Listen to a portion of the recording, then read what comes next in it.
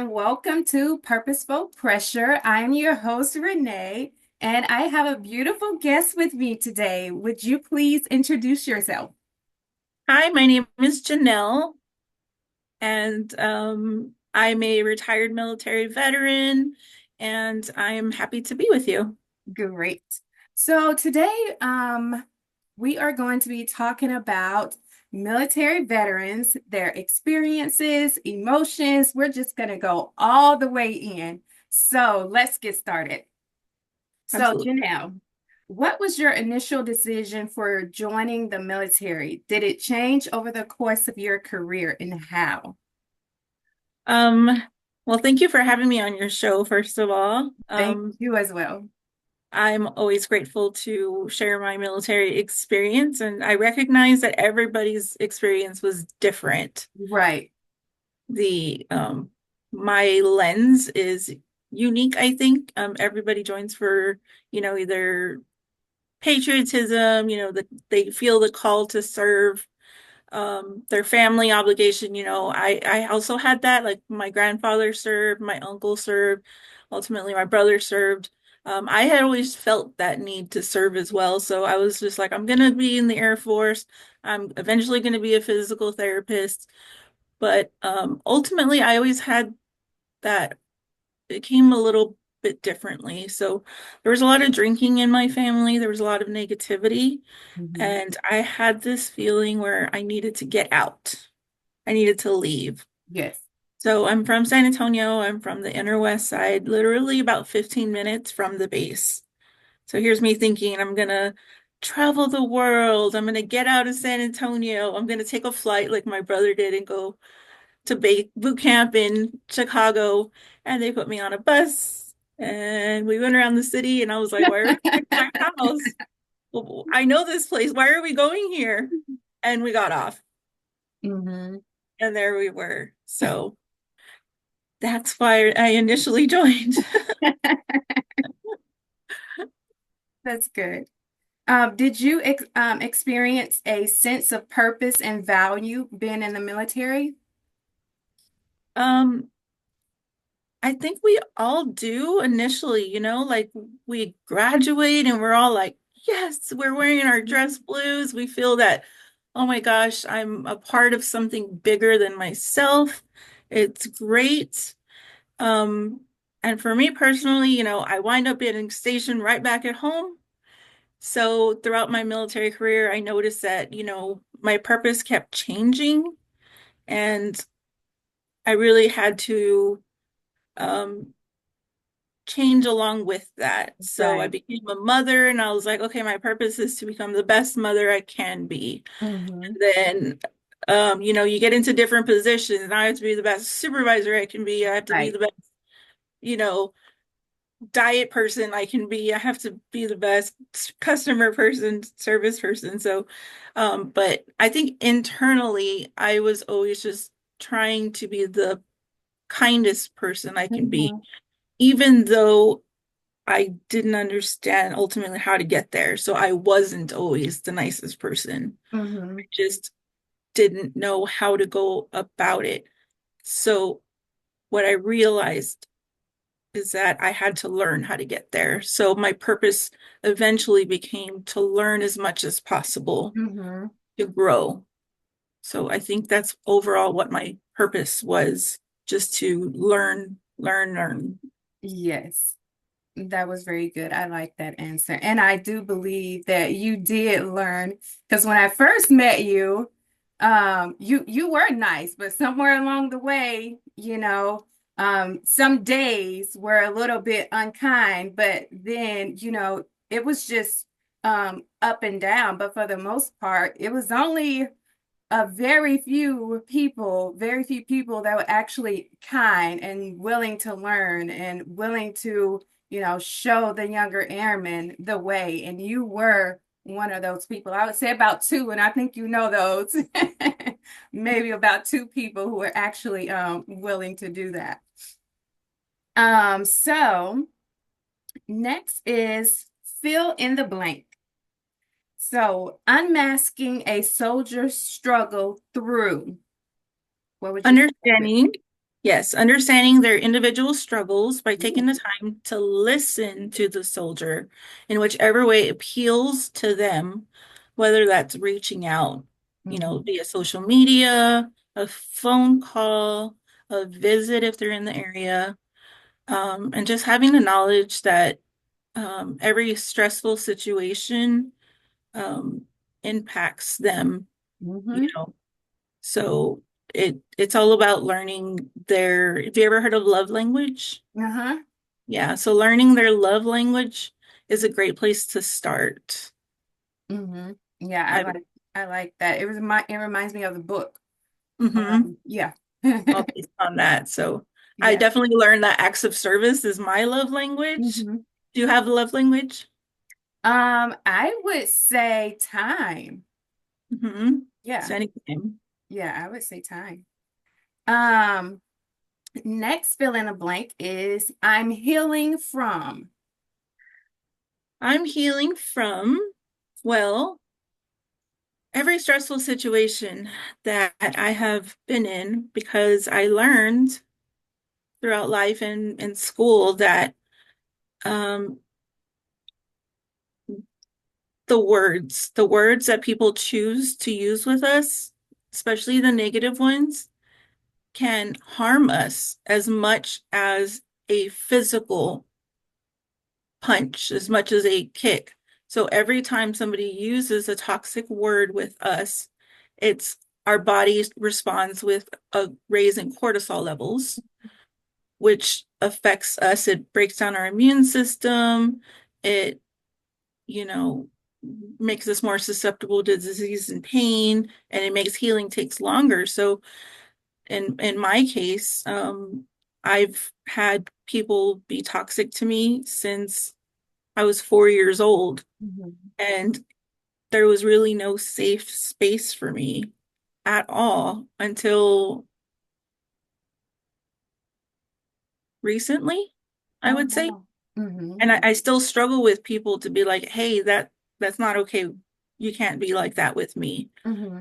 And the response is usually negative because it's a very negative, I have a very toxic family, Hmm. the toxic community, the Hispanic community where I'm from, which I've learned recently that I have a whole side of my family that I never knew about, and they're very wonderful, positive, successful. I was like, how come I didn't know about them before? What the heck? Yeah. But in my case, it wasn't always that way. So I unfortunately had a lot of physical issues and it Hmm. manifested that way. So just learning to get to talk to people, and I'm healing from all of that. Hmm. And setting boundaries while you're healing is also very, very important. So I kind of heard that, although you didn't say the word, it sounded like that with healing. You're I had to also learn. yeah, setting boundaries. So that's good. Good that you recognize that. Next, thinking over your career, what is a valuable lesson you learned? Well, lots I of know. this one took me a while to answer because I had so many. I was like, Yeah. ooh, Which one? well, I learned that even the toughest, most unlikable jobs like flipping 5,000 burgers or Mhm. making 10,000 eggs over easy on the first day Right. will give you a valuable lesson in life. Hmm. So like that old saying, what comes around goes around. It's true. It's important. So like I tell my kids, you got to clean the house, you got to clean that toilet. I know you don't like it now, but it teaches you something. Hmm. And to me, I didn't, no kids don't appreciate that. And especially when you're young, you don't appreciate that. Right. But oh my gosh, getting older now, I'm just like, wow, I really did learn. I found that elbow grease, guys. I So, learned about so it. funny. Y'all did that to me too. Yeah, it's so funny. So that's good. I could. attest to that lesson as well. Next, so I would assume you've encountered some impactful leaders and managers. Tell me about one who made a positive impression and one who left a substandard impression on you.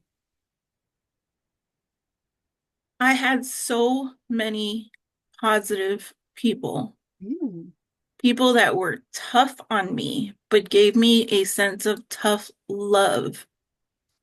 The first that comes to mind, well, there was a few. At Wilford Hall, I would not have survived. That was my first assignment, the one Mhm. I was stationed at home. I would not have survived without Lawanda Myricks. She was just this ray of sunshine and laughter and positivity, and she was amazing, and she was powerful, and Mhm. she was she taught me how to use my voice Mhm. in a way where I was just this little ball of anger. And then she got me to start laughing, and she just started breaking me out of my shell a little bit. And then it was like my next supervisor came, my next supervisor. And for some reason, they kept putting me with black supervisors. I don't know why. Maybe I was like, oh, we don't like her. Let's put her with let's give the difficult one to this person or that person. But I Mhm. got along great with people like Yeah. that didn't like me or Yes, they thought that they were doing you a disservice, and actually they were, they did helping me you. And it's almost such like a that little big subliminal message that they were trying to do. Let's put the, let's Hispanic put the girl hard with, one. yeah. Mm-hmm. And it was such a blessing Mm-hmm. because what I realized is they well, for the most part, I can't not assume, but they gave me people that had such a powerful like sense about them. Mm-hmm. And I had no sense of self. I had no voice. I was tore down my entire life. So when I joined the Air Force and I didn't want to do food, I told the recruiter I wanted to get away from my hometown. They sent me 15 minutes away. Everything in life was just going to crap. Yes. And then I get there and what are you doing? Why are you so pissy today? Let's do this and that. And girl, what are you doing? Blah blah blah. And I was just like, oh my God. Like this is kind of cool, but be here, but she's making me laugh in the back, but and Yeah. you know, Winston Ford was my supervisor, and then I got Darren Banks, and then I got Darren Banks again at Travis, a little later. So he was another one, and oh my God. And then when I was in Germany, I had Nicole McLeod, and sorry, but let me figure this The out. stuff. Yes. Yeah, let me figure this stuff out. Yeah. So I just started catching on and Mm-hmm. I still struggled. I Yeah. was still married. I still Uh-huh. struggled, but I did my best. Mm-hmm. That's really good. I like that you brought up how people actually, brought a change, and you can still see that change with you today. I did. As far as the other substandard impression, I Mhm. could go on for names and days, and we could make a whole nother podcast. Leave the But names out. Leave the I names. am not. Oh, um, I just think it's people that will do anything for their own agenda. Mhm. They will make you their target. They will bring you them down. They'll bring you down with them, Mhm. you know?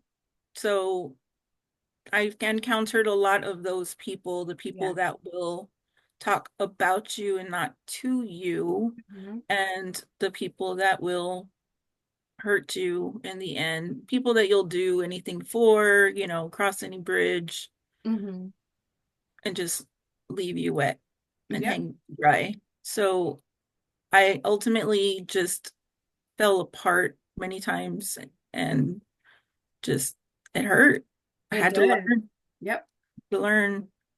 It was painful, but the good thing is that There's only one way to go when you're down. Yep. That's Really is. the best way to look at it. Had to learn. Hmm. It was Yep. a blessing. It was. It was. Thank you for sharing that. The the military caused some challenges in your life.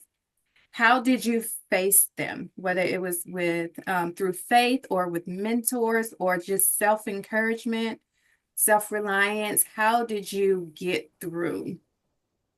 Because you did full 20 years, right? Or did you separate So, early?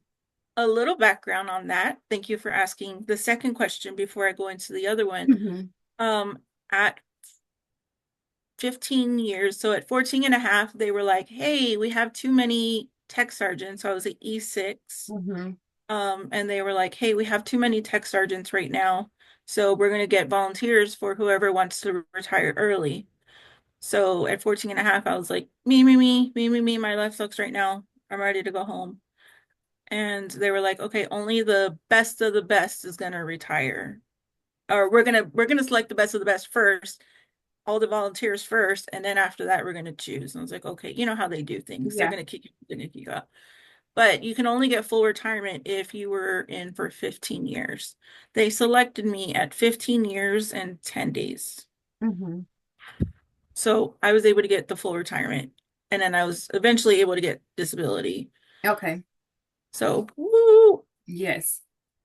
So yeah, that's part of my story too. Before you answer the next question, is I was part of the forced, Kara?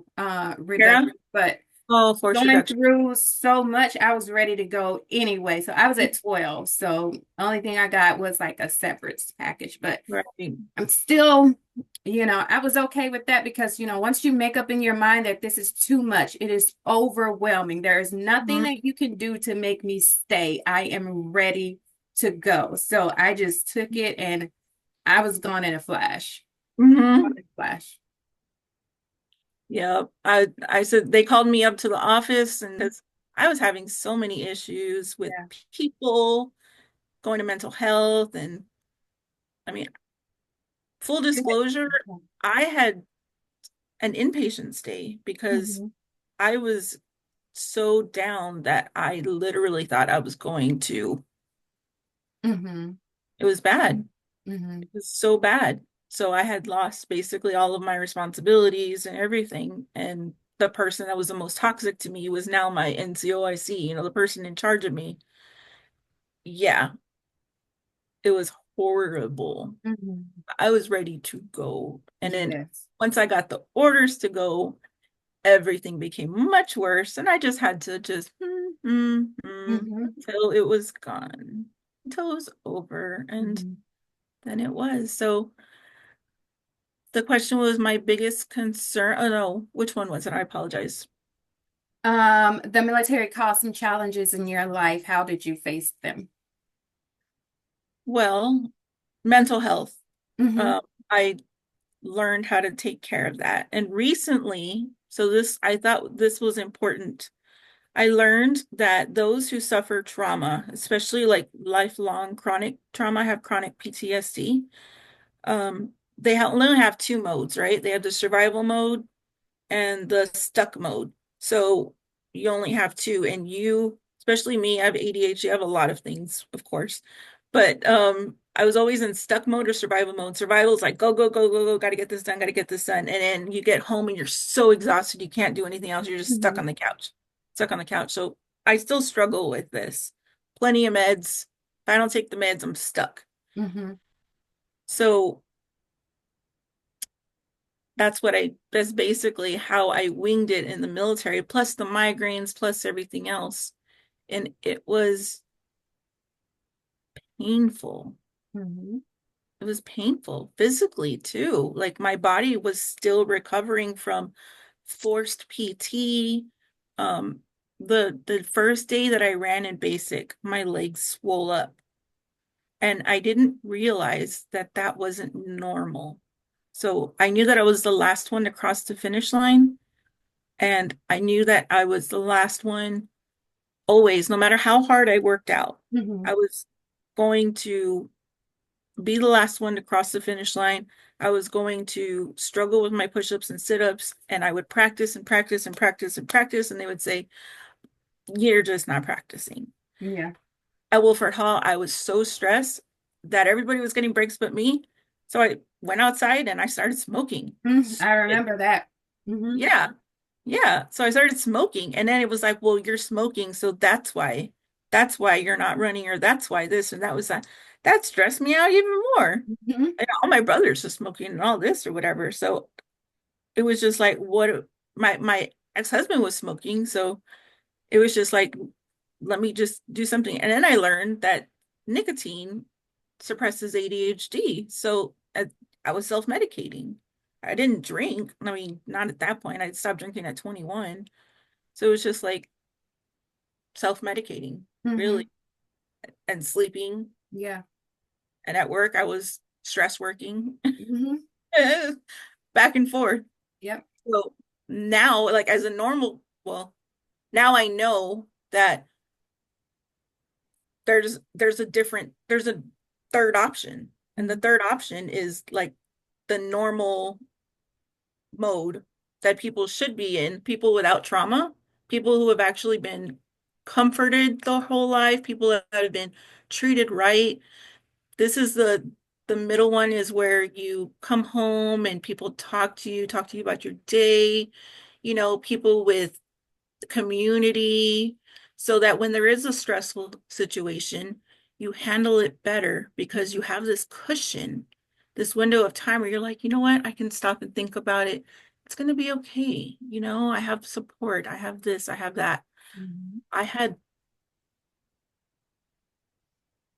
this, maybe. Mhm.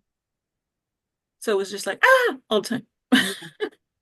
And sometimes they would call me into the office. This was near the last, where somebody would blame me for something and I knew who it was. And my reaction was either, I don't understand. I don't understand. What are you talking about? Blah, blah, blah. Or I would freeze up and literally have a panic attack. Mhm. And the panic attacks would get worse and worse and worse because that was like stuck. Like I was literally stuck. I could not. Oh my gosh, I'm thinking. So yeah, that's how I dealt with it. Mhm. Yes. I Mhm. And I love the way you describe that third option as a cushion. I wouldn't have thought about it like that, but I like how you described it, that now you have that option. Now you have that cushion to help you. I'm learning and I just learned that recently. So I don't want to take credit for any of this. I just remember where I heard it. I listened to a lot of podcasts and I started school for counseling. I was getting my master's in mental health, but then I had a breakdown. So, I'm taking a break. Hmm. Yeah. Well, school will always be there, so you can pick right back up, when time That's right. allows and when you're ready. So, Have to remember that. yeah. Next, what is your biggest disappointment or letdown and your biggest success in your career? Um, Or should I say biggest, what was? But yeah. yeah, biggest disappointment to find out that people weren't really who they said they were, maybe, or who they represented themselves to be. Mm-hmm. I think that was really the biggest letdown, you know, Yes. or that people use you for their own needs. Like you don't Mhm. really know who to trust. Yep. That's really disappointing. Mm-hmm. Because I feel like I'm a person that puts themselves like this is me. Mm-hmm. I'm not trying to sugarcoat anything. Like I don't have a hidden agenda, and I'm very easy to. I guess I learned that I'm very easy to exploit Mm-hmm. because it's like, here I am. I'm here to help. I'm here to help you. What do you need? And I didn't realize that people can use that to their advantage, unfortunately. Mm-hmm. What was the second half of your question, dear? Um, your biggest success. As far as military, Yes. retirement. Okay. and disability. Yes. 100%. Okay. What was your biggest concern facing separation, and how did you deal with that? Well, everything surrounding my separation was tumultuous, as I explained. Um, Trying to find the resources to, you know, get around just getting home and going to a place where I knew like I had a ex-husband, but really, I guess they give you some information like here's how to dress for a job interview and here's some, here's how to write a resume. But it's not really, it doesn't really Enough. prepare Yeah. you. It Mm-hmm. doesn't prepare you for your life is about to change. It's no Right. longer the order of the military. No one's going to tell you when this, when that, how to dress every day, this and that and blah blah blah. Everything was so structured in the military. Yep. And then you get out and it's like, go ahead. And you're like, now what? Yeah. Now what? And I see so many veterans Mm-hmm. so lost Yep. and so It's many so sad. spouses. Yeah, so many spouses are like, he just doesn't know what to do. Mm-hmm. And I've talked to therapists who said that 100% is difficult for a lot of veterans because they don't know what to do next. And Mm-hmm. now I feel it sometimes. Yeah. After the military, I worked for WIC for 4.5 years, and Mm-hmm. then I stopped doing that because the stress on my mental, like my mental and physical health was getting bad again. Mm-hmm. So I once again paused. But I definitely see because I was helping veterans and on base of Fort Sam and on Lackland as well. I see that where it's even during the transition and before, like, oh yeah, I'm gonna go do this, I'm gonna go do that, I'm gonna go I have so many plans, and I'm like, great, make it a reality now. Start working on it now, so when you get there, you already have it set up and you go. Yeah. Afterwards, it's just like